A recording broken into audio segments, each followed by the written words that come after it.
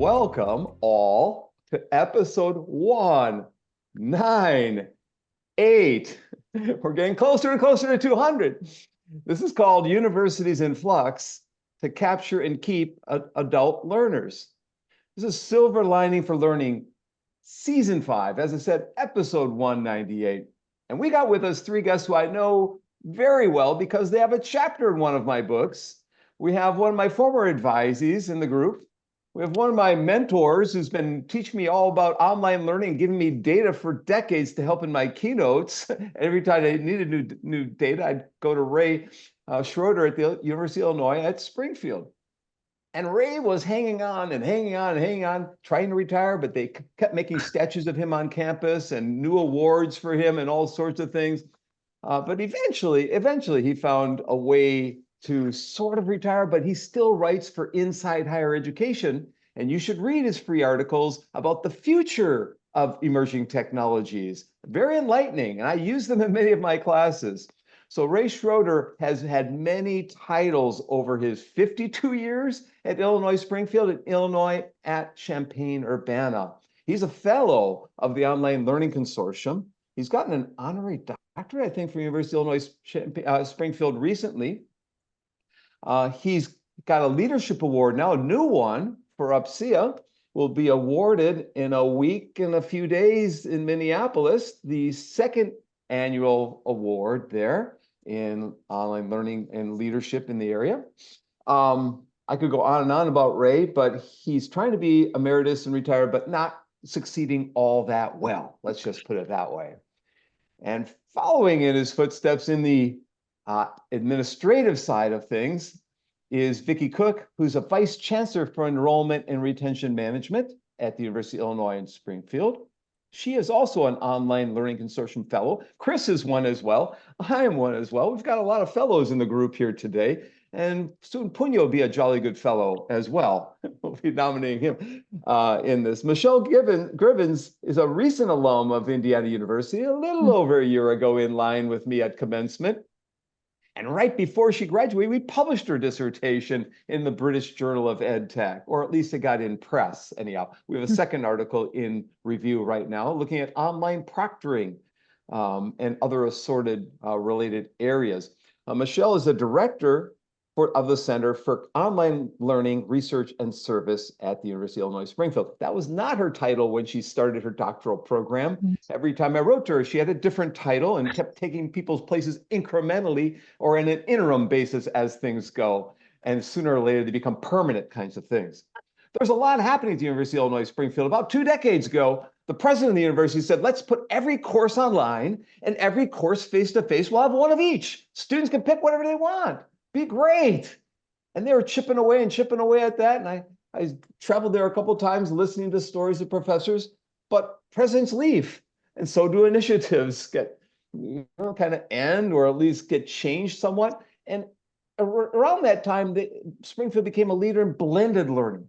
They have a lot of adult learners there, and they have to have flexible schedules. And we'll be talking about the needs to address the adult learner out there with blended learning and hybrid learning, other forms, the high flex learning. We've had Brian Beatty on this show, the high flex guy, but other initiatives as well.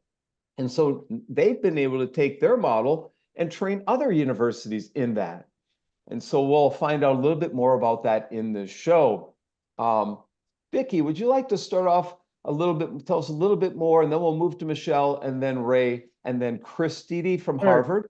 Punya Mishra from Arizona State, and Kurt Bunk, myself from Indiana University. We'll ask questions about those, whatever you've brought up, and we'll take this conversation all sorts of different directions. So Vickie. Kurt, before we start, we have a big announcement that missed making, which is that we have a new co-host joining us starting this week. Lydia Cow is going to be a co-host. We are really excited to have her on board. And this is perfect timing, coming up to our 200th episode to sort of expand our hosts, the group of hosts that we've had. We've been doing this now for, I can't believe, 4 years plus. It's time for some fresh blood, for some new ideas. And we're really excited, Lydia, to have you on board with us going forward. And you've already stepped up and actually planned our next episode, which we will learn more about. But maybe get a second to tell our listeners a little bit about yourself, and we can jump in with the plan going forward. Thank you. It's been such a pleasure joining the Silver Lining for Learning team. I have been following the show since its inception 4 years ago. So it's such an honor to be here as a co-host, and I look forward to learning from our guests today. And thank you. Oh, Lydia, stop being so humble. I think you got a doctorate from Cambridge, is that right? Yes. And then you did a postdoc at Harvard, is that right? And now you're doing a postdoc at University of Toronto. I mean, she's really smart. We're really happy to have Lydia with us. She knows a lot about emerging technologies and about AI, and she's going to organize some shows on alternative education, homeschooling, and non-traditional ed, and other kinds of things as well. So if you'd like her to research a particular area, send us an email and we'll have Lydia and all of us will do it, and we'll come up with some shows for our guests would like.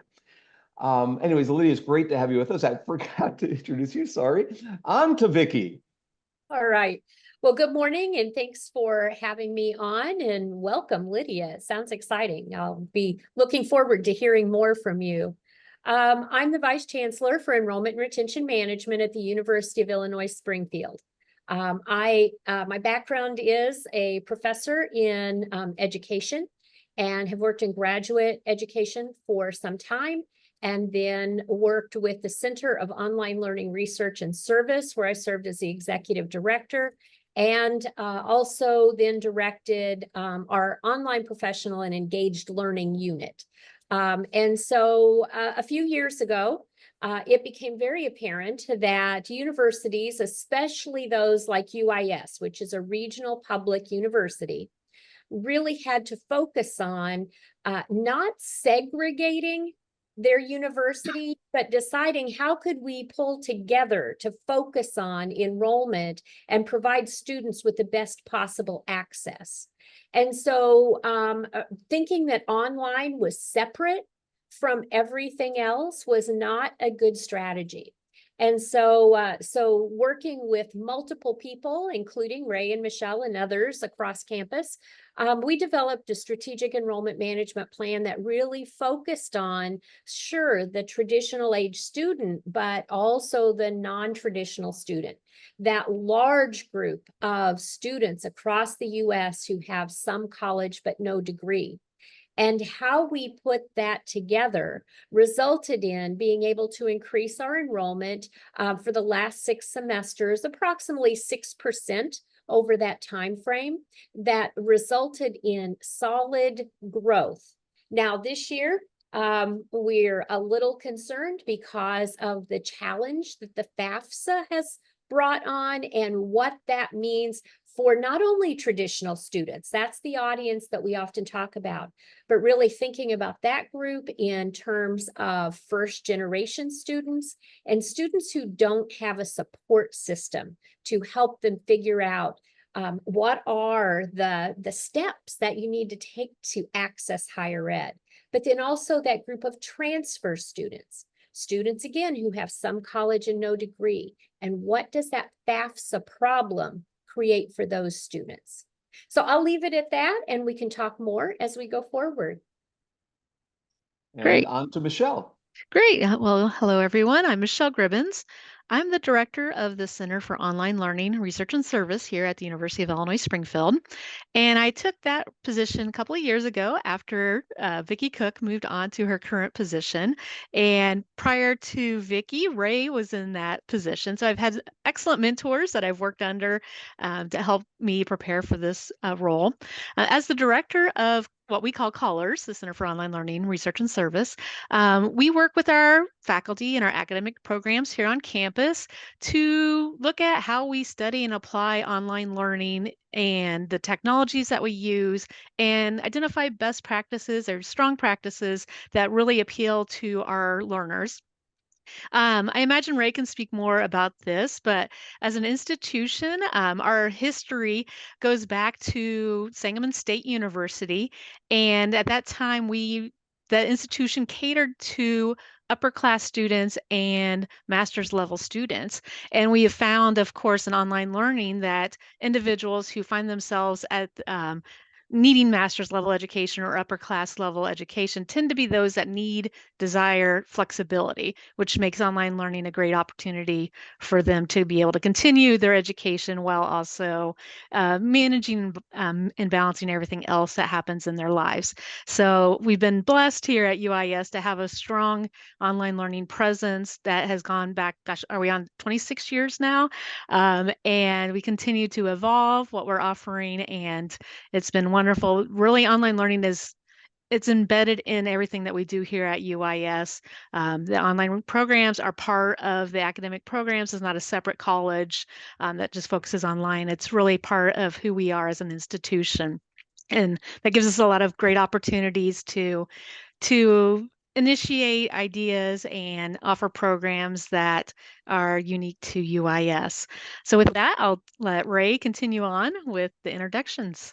Ray, before you do, make sure that you correct anything that I misspoke on. I was maybe incorrect on. And also, give us the name of the university 52 years ago when you started. I don't think it was University of Illinois Springfield. Well, I started at the University of Illinois Springfield, or Urbana-Champaign. I was there for 7 years, then came as an assistant professor to Sangamon State University. It was one of 20 or so universities nationally that had been created as an interface to community colleges and to provide master's level programs. And so that was in 77 that I joined SSU. But first, let me say what an honor it is to join you, Kurt, and the rest of the panel from the Silver Linings in Learning. But also, I think this is the first time, well, no, not the first time we have presented together. We've done that often, but with Michele and Vickie. But we are the first three generations, if you will, leading online learning. And let me go back, because that's part of my role, to 1997, when Sylvia Manning, who later became president, I think it was, of the Regional Accrediting Association, serving the central part of the country. She was vice president, a new vice president of academic affairs at the University of Illinois system, and we had become UIS at that time. And she was charged by then President James Stuckel to bring the internet to the faculty. He toured, as governors tend to do, and in Illinois, the president of the university does, to every county in the state of Illinois.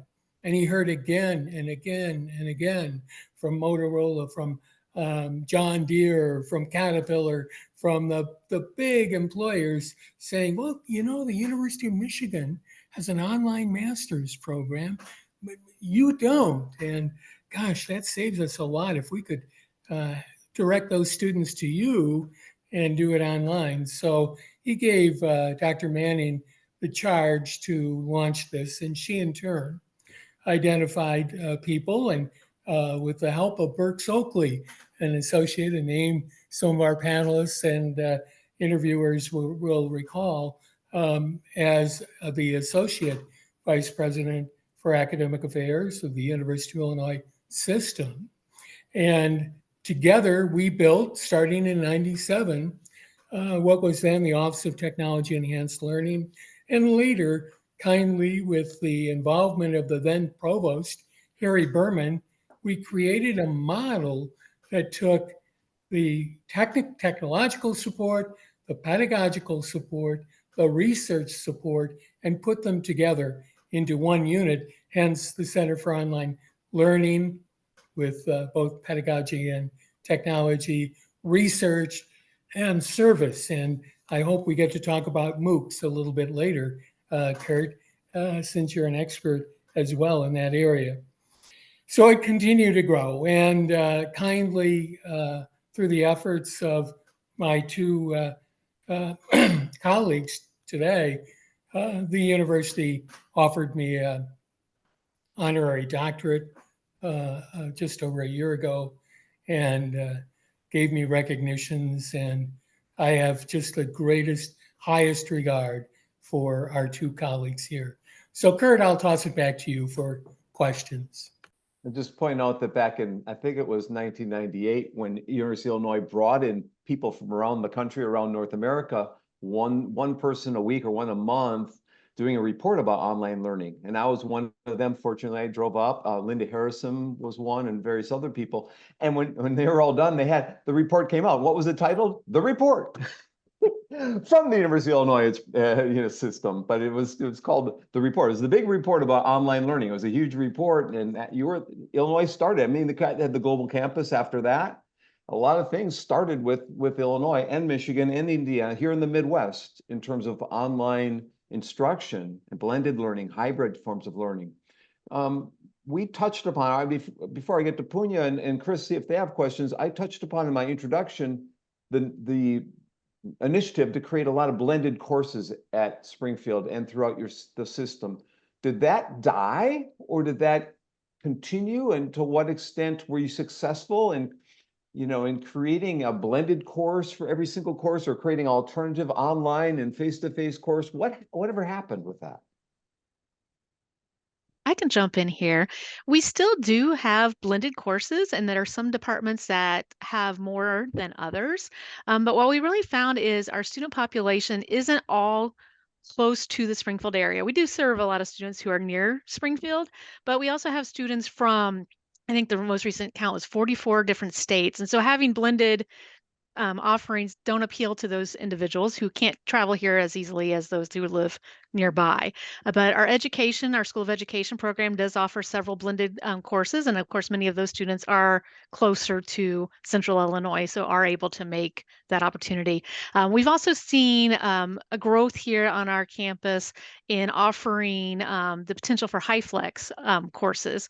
We have 34 new HyFlex classrooms here on our campus, and that will give our students the opportunity to be able to choose from week to week which modality they want to take a class in, if they want to be in person one week, online synchronously, or online asynchronously for a week. So we are seeing some developments in that area as well.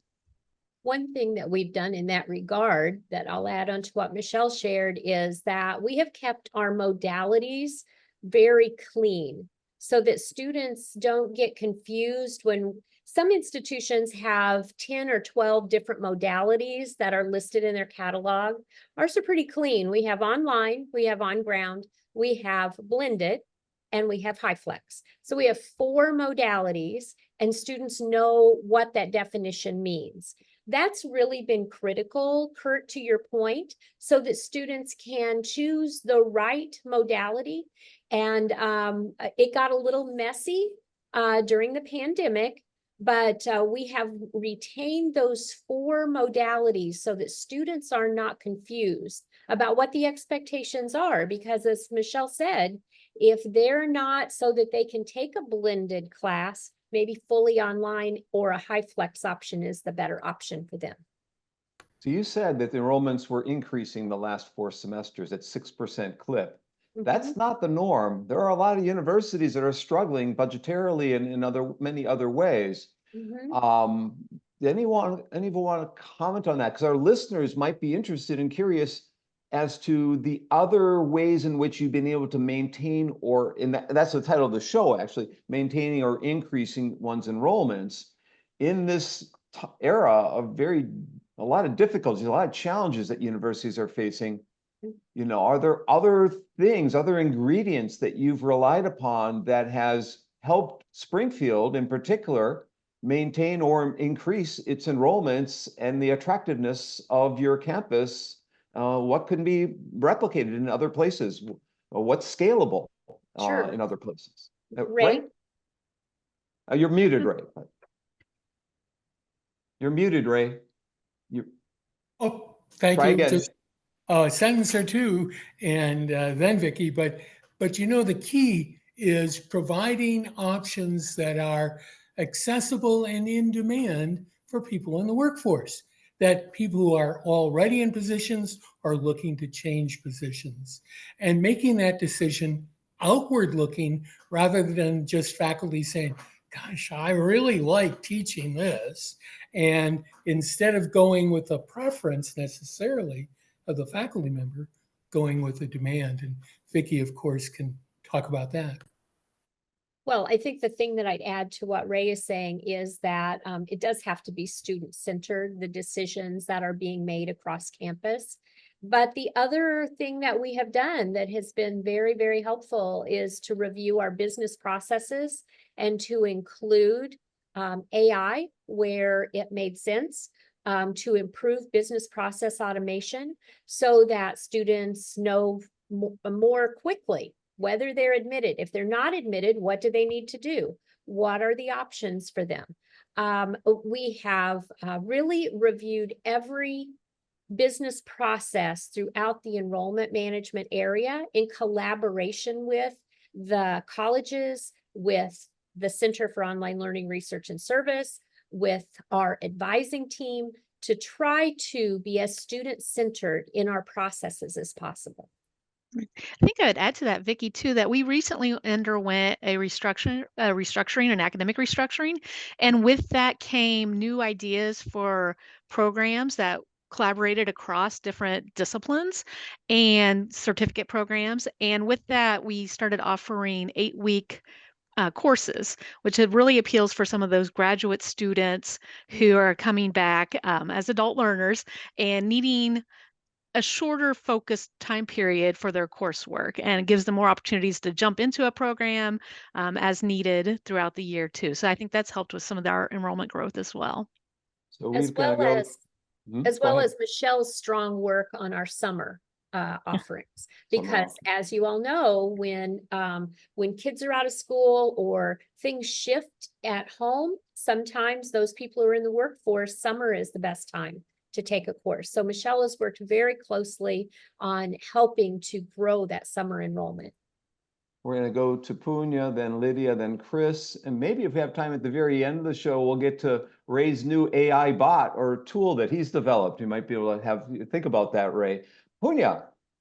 Sure. So I have so many questions, and I just want to highlight a couple of things, and then I'll jump into my question. So first, Vickie, really appreciate this sort of emphasis that, and that came across from everybody on processes and systems. Because, it's one thing to offer a course. It's one thing, again, Ray, I think what you said about not being driven by, again, higher ed, academia, freedom of academic freedom, all of that, important. I get that. But also sort of being market sensitive, quote unquote, as to what the actual needs are, and of adult learners in particular. I think all of those things, we could dive into that. But I want to, circle back to something. I mean, that silver lining for learning started 4 years ago. And guess what? 4 years ago is when the pandemic started. So we actually started informally sort of meeting at the very beginning of the pandemic. And before we knew it, by the end of March, we had this show up and running, partly because we saw that as sort of a critical moment in some ways. And we've also talked about some of the disappointment that we have felt where there was this sense that, that online learning and some of these alternative modalities would sort of grow and so on. So I think there was disappointment at 2 levels. One, a lot of what we knew was good online pedagogy sort of just got lost, and everybody was scrambling as if like this is something brand new, which was kind of a disappointment. But also sort of, particularly in the K-12 space, this pushback against that post-pandemic, like let's go back to the good old tried and true, which who knows whether they are tried, whether they are true, but there is this sort of sense of that, right?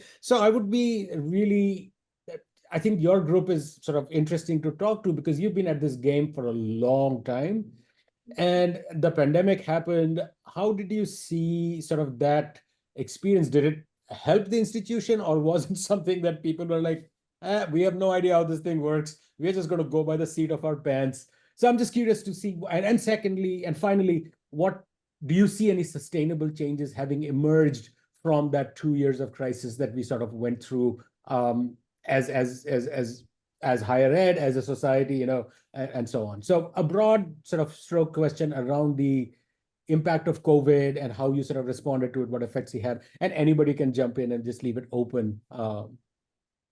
to whoever wants to jump in. I'll make one quick starter comment, and that is, as we were approaching the midterm, when almost everybody dropped out of on campus, when we had that point at which people decided we'll all go online, I had a call and follow up Zoom with the IT staff at a very large, I'll say, state of Michigan university, well, with more than 30,000, maybe 40,000 students, that said, we have to put about 10,000 courses online in the next 7 days.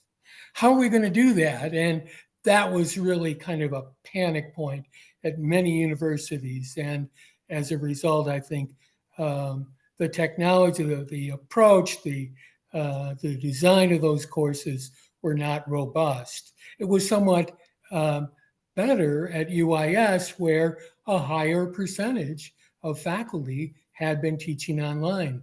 And now I'll hand it off to either Vickie or Michele. Well, let me start and then I'll pass it off to Michele. Michele and I talked hours every day, and it was quite an interesting time. But I will tell you that the panic was still there, even though faculty knew how to teach online.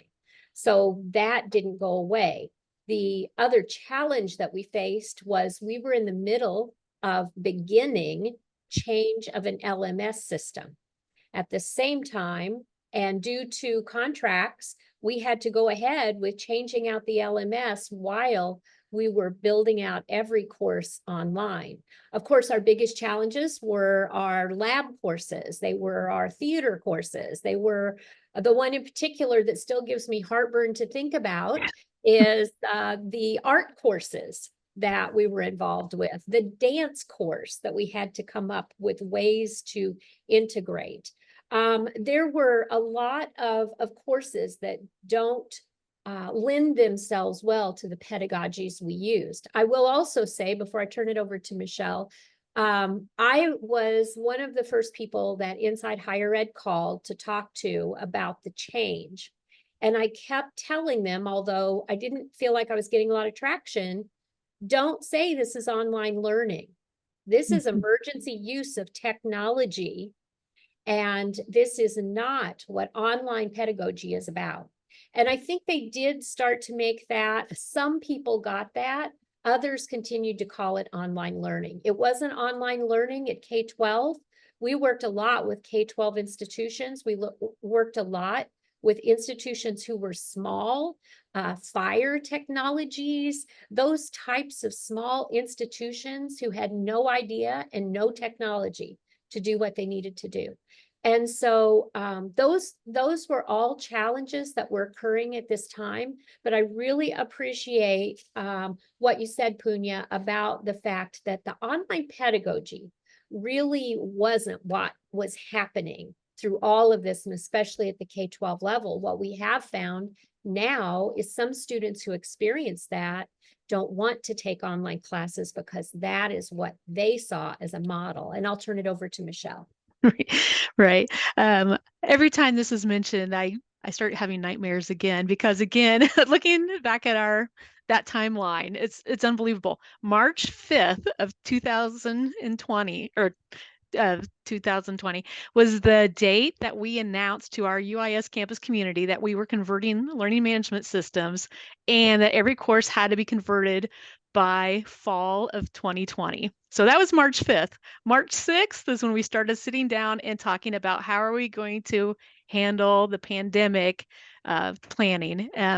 I don't know how we made it through it, honestly. At that time, I was the associate director and Vickie was the director, so she was involved in a lot more of those strategic decisions than I was. But my colors coworkers, my teammates, it was a lot for us for 2 years to help all of our faculty. And thankfully, we have amazing faculty on our campus. Well over 2/3 of them at the time had taught online. So that really helped a lot in the transition. And many of them volunteered to be faculty champions for their colleagues, to help their own colleagues evolve their on-campus courses into an online format.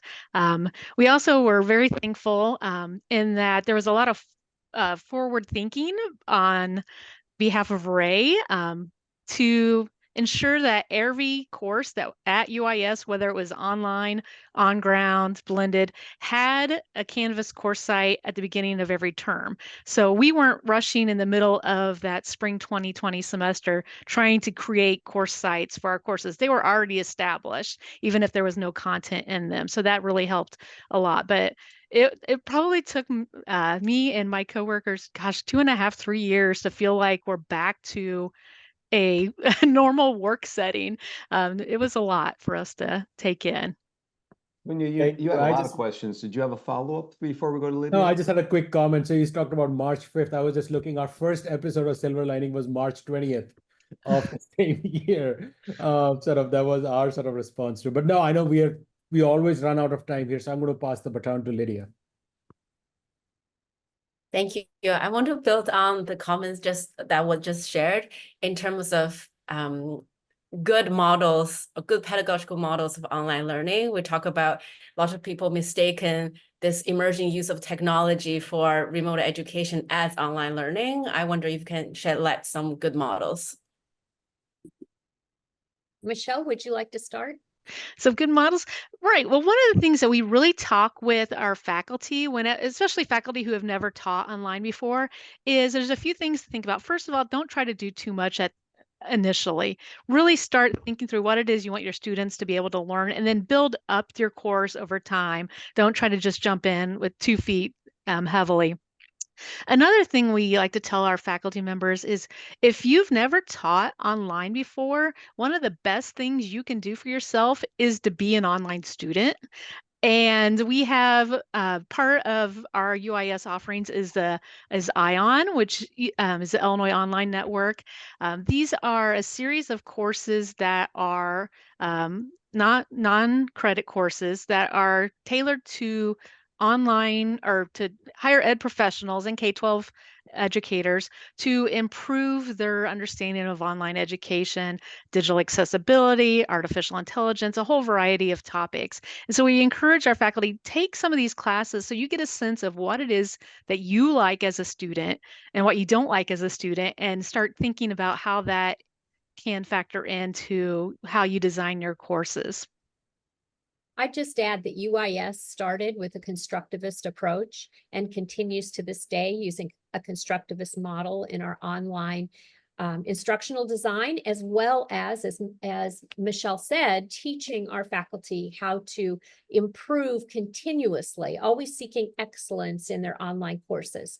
The other model that we are currently discussing is how to use constructivist approach with a scalable model. And we don't have that all figured out yet. We are discussing that and working with faculty and deans on how to be more scalable, but not lose what makes the essence of online learning at UIS important. Ray? Well, I'd follow up by saying that, we launched the program in 97. It's, more than a quarter of a century, and it continues to change.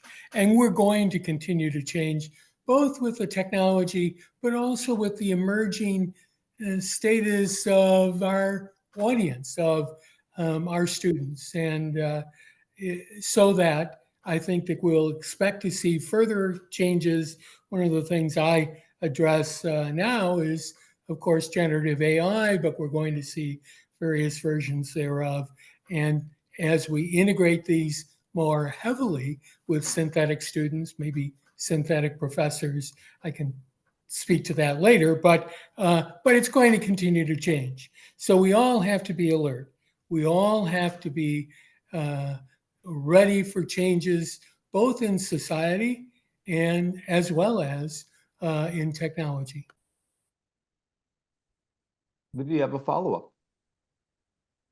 I don't have a follow-up, but I just want to say it's great to hear that the models continue to evolve with the societal needs, with the emerging technology, that we never really set at any model, but we continue to adapt. So that's what's so exciting about online learning and the field you're in.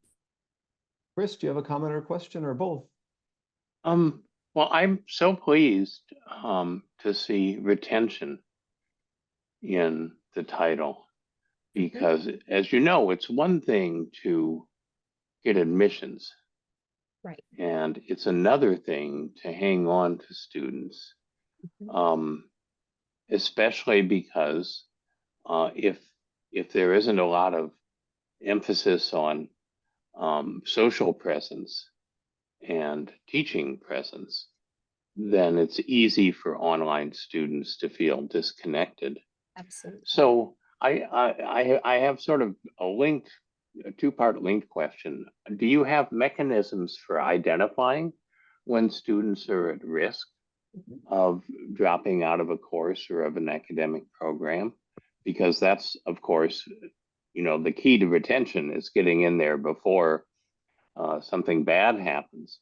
And then what are some of the strategies that you find are effective for retention? Okay.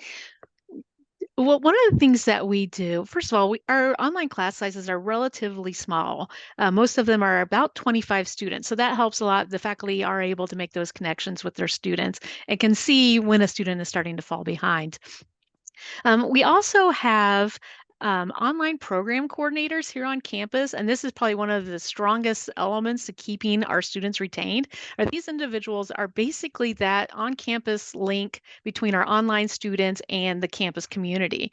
And so they're helping the students through various processes. How do I register for a class next term? I'm having issues with financial aid. Who do I talk to? These individuals are their key point person that will help direct them to the resources they need here on campus. And one of the things that we do every year at graduation is we have a special event for our online graduates that come to campus for their graduation ceremony. For many of them, it's their very first time coming to our campus. And it's always a delight when they come to our campus to see the campus community that they are always seeking out, of course, their faculty, but they want to see these online program coordinators because those are the individuals who really helped get them through the process over their year, 2 years, or many years of being a student here at UIS. So I'll add, Chris, that we have an app for students to use. It's called Advise You. It also is for our advisors so that when a student has an issue, it's flagged in that app and the student gets a notification, you need to contact your advisor. And our advisors can then contact through text or email. They can contact those students and bring them in for an appointment or talk to them about what the problems are. And when I say bring them in, that is likely virtual. That is likely not in person, although that could happen. The other strategies that we're using, we've bulked up our online orientation for incoming students. Orientation is very critical for students to start off on the right foot. The other thing that we have done is we have a contact list for our advisors, and students, we found that students often will get to the 110-hour category and then not enroll for their final semester. And there are a number of reasons why that is. So we watch that group very, very closely. And when they hit that 110 mark, if they aren't registered very quickly after that, the following semester, someone reaches out and talks to them, sends them an email, arranges a virtual meeting, really provides them with whatever information they need. Also with our online program, we have services with career services. We have mental health counseling. We have basically any service that's available on campus is also available to our online students. And so because of that, they have those wraparound services that many of them need. I want to add, we'd be remiss if we didn't mention our dear friend, the late Karen Swan. And Karen had an important impact on the way in which we teach and learn, but also most directly in bringing a Bill and Melinda Gates Foundation grant on data analytics to the campus. And those analytics give us, Chris, some of that early warning for students who may be in trouble. And of course, the response, as you hear, is engaging the students. That's right. Karen Swan was there. And if our listeners haven't read Karen Swan, look her up. She's written profusely in the field of online learning and very informative, insightful pieces. I will say that's the first time we've had this question, Chris, across the 198 shows. So anyone who's I recommend re-listening to their answers because there was a lot of points that you all that Vickie and Michele and Ray made. Chris, you have a follow-up? Just a question about the options that students have for HyFlex. Here at Harvard in continuing education, there's been a technical infrastructure developed so that professors can teach face-to-face students and online students at the same time. And that technical infrastructure works well, but there are very few professors who can do it. Kind of juggling both populations simultaneously is most people find really hard. So I'm wondering, when you do HyFlex, do you have professors who are in that situation? And do they have strategies that they use to try to be able to manage a kind of a dual medium class? It definitely isn't easy for faculty members to juggle that. And so we do have a few faculty members on campus who are embracing it. I can think of Matt Garris as one faculty member that we have in our Public Affairs and Administration or Education College who has been successful with that. And for him, it's really a lot of forward thinking on how each week's going to look well before the class starts. He's also engaged in a lot of research in HyFlex as well, so that helps him in thinking through how he's going to deliver content to his students. But and as you mentioned, it's not easy, and it's a struggle for a lot of educators, not just here at UIS, but elsewhere as well. And I just add that it takes a lot of practice to do HyFlex well. Our colleagues in Canada have been doing HyFlex for some time. And so really thinking about what they have determined as best practices has helped us provide better training for our own faculty. Colors has a nice resource list on their website for our faculty that provides lesson planning and how to do that forward thinking that's needed before walking into class. And it's really, HyFlex is really all about planning and then making sure that you have connecting points and that maybe a student in your face-to-face class that's always helping you watch what's going on in the Zoom portion. But you have to have those connecting points. Ray mentioned Karen Swan. Our good friend Karen Swan did a lot of work in community of inquiry. And so Karen was always talking about teaching presence and the social presence and the actual content of what we're doing and how impactful the three are together. So really thinking about community of inquiry as we think about HyFlex is an important and honestly a way that faculty can manage it. It's the management of it that becomes difficult. And if we're talking about Karen, we can't not mention one of the great initiatives she helped with on our campus, and that's the Colors Faculty Fellows Program. She and Ray were among the faculty who helped started this.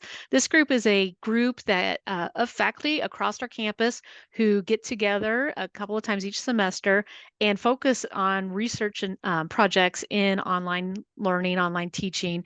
And they share their ideas, they share what challenges they have with each other, and really are a support network. And it's really been a great opportunity to get our faculty engaged in online research, online education research, as well as building those relations that we want to have with all of our campus units. Lydia or Punya, do you have any comments before on my next question? Go ahead, Kurt. Okay. So what's happening now, or are you on the cusp of? You talked about a new management system back in 2020. What's happening now in 2024, 2025, and 2026, or what's on the radar that you're looking at and thinking about adopting at Springfield or across the Illinois system? I'll let Ray talk a bit about AI in a minute, but what's really occupying a lot of my thought right now is that Department of Justice Title II ruling on digital accessibility and the mandate that all of our course content, our digital course content, needs to be accessible within 2 years. And so working with our faculty to ensure that the content that we're providing in our courses is accessible.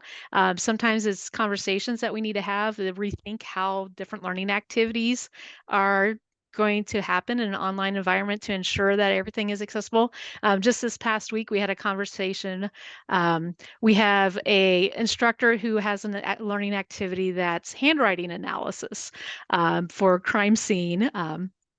And trying to think through how do we make that accessible in a way where we're not giving away the answers by making those images of handwriting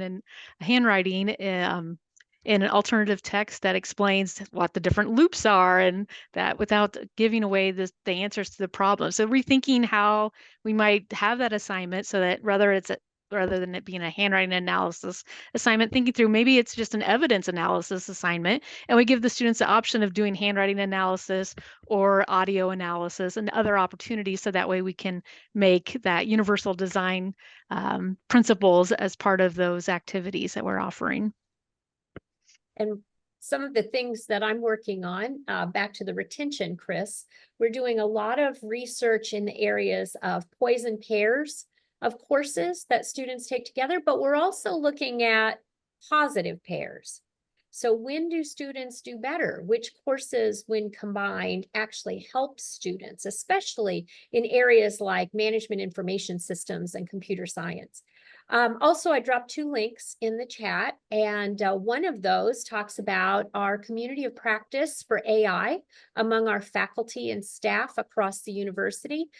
We've been doing a lot of work in thinking about how generative AI can be utilized in teaching, but also in business practice. And we're trying, of course, we're working on how do we control academic integrity, but AI is so much more than that, and focusing on the policies, and Michele served on the policy committee. Really thinking about AI policies is where institutions need to be right now. In fact, if you don't have a draft of one, you're behind the 8 ball.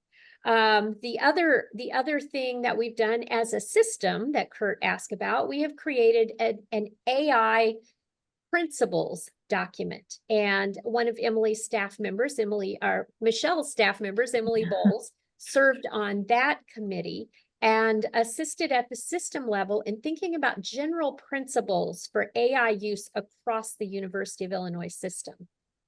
And now I'll turn it over to Ray because he is an expert in generative AI. Well, I'm not sure expert because expert lasts a day and then tomorrow you may not be. But nevertheless, I'm an enthusiast. I see enormous opportunities. And yes, I see challenges too. But I created a GPT that's Ray's EDU AI advisor, getting a lot of hits and a little discussion in LinkedIn and elsewhere. So this particular GPT is focused on providing responsible answers to questions about AI and the use of AI in higher ed. So, it's a very broad waterfront, but it's a resource to begin getting answers and suggestions. So as Vickie says, if you don't have a policy or multiple policies, if you don't have practices, best practices, here's a good place to start. Ask for good practices. And I don't think you have to just use OpenAI, go to Anthropic's Claude 3.5 or Gemini 1.5 or, any of the various chatbots. And I do presentations most recently with Catherine Kirpin from the University of Illinois, Chicago. And we've presented to various groups and have one upcoming to one of the Ivy League campuses. Our focus is that when you use these chat tools, we recommend you use at least 3 and compare the results. It's good research practice anyway. So choose 3 with different large language models, and then combine the results and dig down deeper. So that's very short. I've got a paper coming out. Let's see, it's August 3rd, I think. Excuse me, in Inside Higher Ed on the synthetic professor, and looking at each of the roles of faculty, professor, and right now where we are as far as what can be provided by generative AI. And it is very surprising, I think, to many. So that's something to look forward to. Another interesting aspect is that a faculty member can create a synthetic student to enter into discussion boards, a student without dictating, their background. Just say, look, we don't have many from urban areas or from rural areas or from a given country or culture. So you can ask one of the bots to create a virtual student and have it answer questions in the discussion board. And that's really pretty exciting too. Ray, before I ask a final question of all of you, kind of a best practice question, we do have a minute. If you want to show us the tool, call it up on screen and share it. I think it's called Ray's Edu AI Advisor, Global and Regional AI Education Expert. I just set it up so that you can share screen if you want. I was just going to say I was disabled. Now I can. So yeah, it'll take me just a second here because I've got to open it up. Ray, I've got it if you want me to share it. Oh yeah, go ahead if you would. And then you can talk about it. There you go. Sure. Okay. And so have you chosen that? I don't immediately see it on my screen. It's on my screen. Okay, it just says built-in display. Hang on. Let me get back to, I've got to unshare. Hang on. Where's that? Unshare is up at the top. Yeah, it's problematic. I can stop sharing if you have it. There you go. Got it? Yeah. Let's see. Share.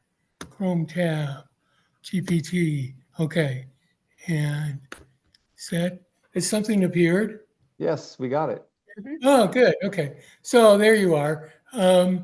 You may see the address or maybe not, but you can just search in Google and it comes up like that, Ray's Edu AI Advisor. And so I have 4 programmed questions, but you can take whatever you want and put in. And I've fed material in about AI and education, et cetera. So how can a university best plan for using AI? So that kind of piece just responds in curriculum development, and then we'll scroll down. Oops, yeah, I'll have to, it's speedy, so I'll have to scroll back up and pick it up from there.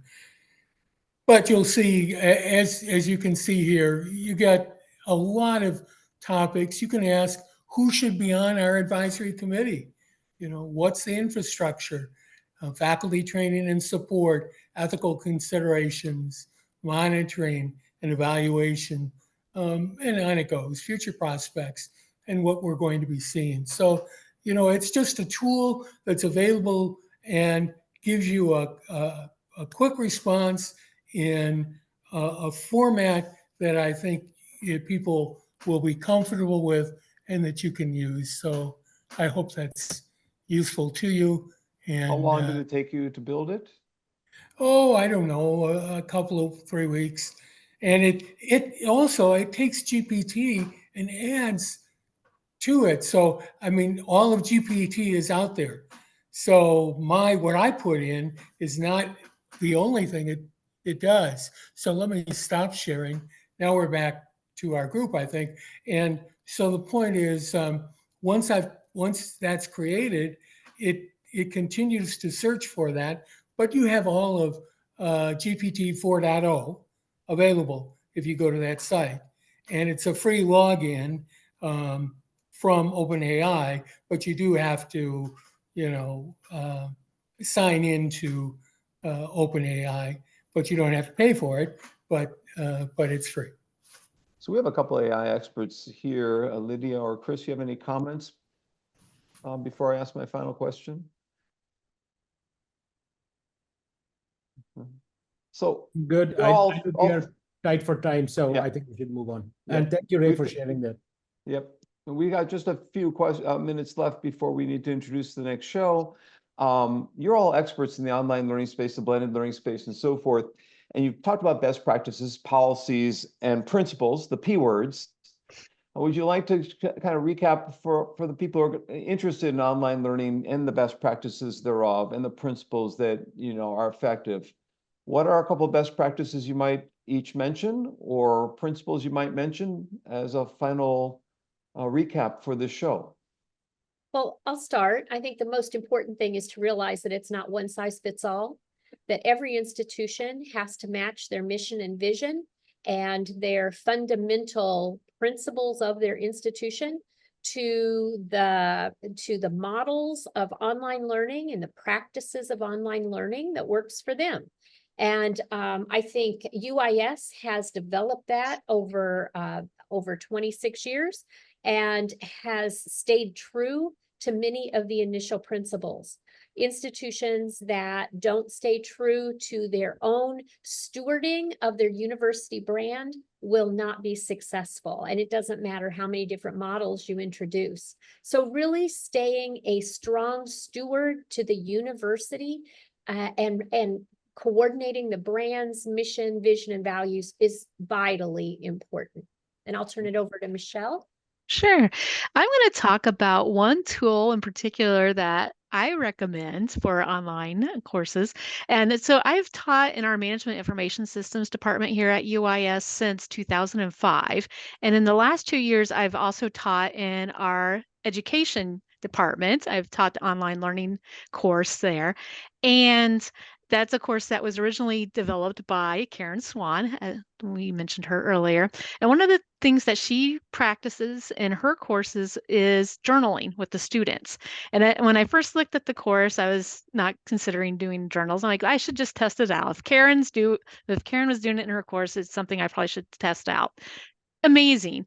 Every week, the students are writing me a little message about how their week was, and the ability for me to connect with these students at a different level than I was able to in the previous course I've taught has been fantastic. I'm hearing about their lives. I'm hearing about their specific struggles in the course.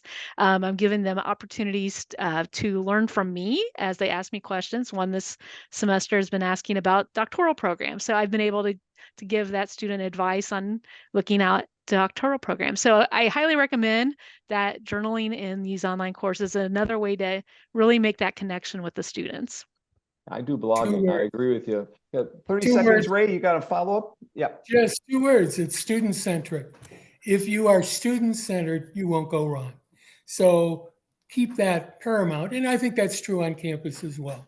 But understand and know your students, and you will succeed. Thank you all. Thank you, Vickie. Thank you, Michele. Thank you, Ray, for joining us this morning, Central and Eastern time. It's been enlightening for all of us. I do recommend people re-listen to this show for the points that were being made. You made a lot of excellent points that others might want to try out and replicate for their scalability of their online learning courses, programs, and degrees. But we have to move on to, so a little round of applause. We have to move on to introducing episode 199, episode 200, and episode 201. So Lydia will do the first and Punya will do the latter. Again, thank you both. Thank you, all three of you. Thank you. Lydia. So in the next episode, we are going to delve into alternative education and the homeschool space. So we're going to hear stories from 2 young sisters who started their own homeschool platform during the pandemic. So Sume Lu, 14, and Ayla Lu, 11.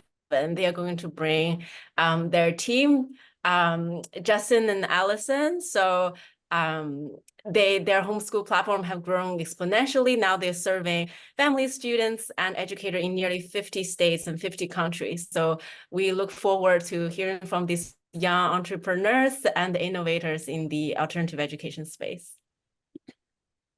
Thank you, Lydia. And that I am really looking forward to that episode. But that brings me to episode 200 and 201. I've said this before. If you'd have told me in March of 2020 that we'd be doing this for 4 years, I would have very kindly backed out of this and said, I'm not doing this. I am not committing 4 years to this. But guess what? Here we are. By happenstance and just doggedness and persistence, we have been doing this for 4 years, and it has truly been an exciting sort of journey for us to have these conversations. So to sort of celebrate our sort of 200th and 201st episode, for 200, we have two special guests, people who have been in the education field for a long time, have a great deal of wisdom, have seen a lot of things come and go. So we will have David Berliner, Professor Emeritus from Arizona State, and Tom Reeves, Professor Emeritus from University of Georgia, joining us. And I am really looking forward to that episode, to connect back with them, because they are wonderful mentors and colleagues from whom we still have a lot to learn from. And it'll be wonderful to have them for episode 200. For 201, we thought, why don't we look forward to people who are going to be the next generation of educational leaders? So we have three people who will be joining us, possibly a fourth. We're still working on that. We have Merg Bazgodan from Texas Tech, Ahmad Rahimi from the University of Florida, and Marie Heath from Loyola. These are, again, scholars who are at the forefront of some of the work and research that's happening. So we look forward to sort of hearing from them as well, and kicking off the 200 series of episodes of Silver Lining for Learning. With that, again, I want to thank all of our guests and thank Lydia for joining the team. Welcome. Very excited to have you on board and for the episode coming up. Have a wonderful weekend, and we will see you soon.